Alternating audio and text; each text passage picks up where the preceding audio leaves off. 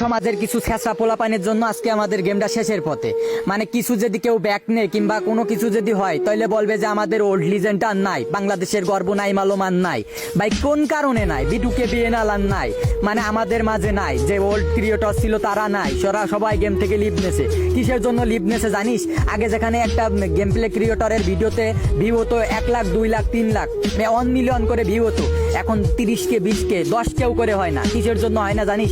তোরা একটা মেয়ের আইডি পেলেস উড়া সাপোর্ট করিস, মানে সে মেয়ের মনে একবারে বউ ভাবিস নিজের, মানে মেয়েদেরকে পাইলে তোদের মাথায় আর কাজ করে না। ভাই কিসের জন্য? যারা ভালো গেম প্লে করে তাদেরকে একটু সাপোর্ট কর, তাদের ভিডিও দেখ। তোরা তোরা একটা মেয়ের আইডি পাইলে তোদের মাথায় আর কাজ করে না। আর অবশেষে একটা স্ট্যাটাস দিবি যে আমাদের বিটুকে নাই গেমে, আমরা আর গেম খেলবো না, আমাদের গেমিং কমিউনিটিটা শেষ হয়ে যাচ্ছে। ভাই তোদের এই কারণেই তো গেমিং কমিউনিটি শেষ হয়ে যাচ্ছে।